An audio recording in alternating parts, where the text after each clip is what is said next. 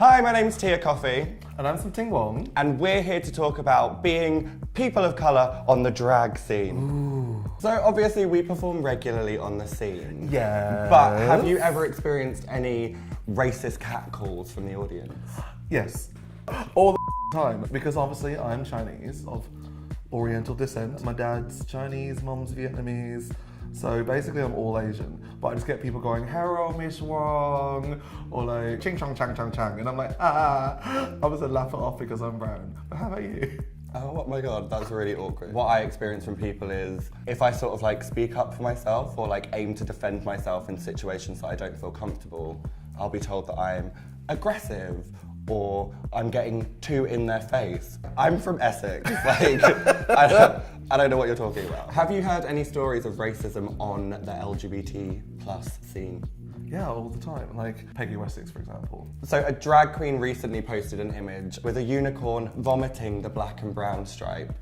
How did you feel about that? So my mate sent that to me first, right? And I was like, oh, what a gross poster. I literally didn't spot anything. And then he messaged me again, and I looked at it further and I was like, oh, it's throwing up the people of colour. So then I put it up on Twitter. Do you remember that picture I've got of me holding the blank thing? It just says white privilege. But she just has this as like stock responses to these issues. And it's like, this is not inclusive, is it? Because a lot of people can obviously see that that's not cool. No, it isn't. It's one thing not to agree with changing the flag, which is still super annoying. But it's another thing to specifically take those things that are representing people of colour and represent it as if it disgusts you. Because changing a flag is not a big deal. If it's that big a deal to you, then you are ridiculous. And also, if it's that big a deal to you, you need to add black and brown stripes to your pride dresses. Very that. And also probably black and brown friends to your friendship group. Yeah. The amount of people who have been angry since the brown and black stripe have been added to the pride flag is literally the easiest way to see open racism. And they just say, I understand your point, but I think it's gross and it shouldn't be added. Basically to our faces, just saying, I don't think brown people should be in the LGBT scene. Their intention is obviously, but it represents all of us. If we're going to have a brown and black stripe, where's the white stripe? I hate that. Yeah. So much.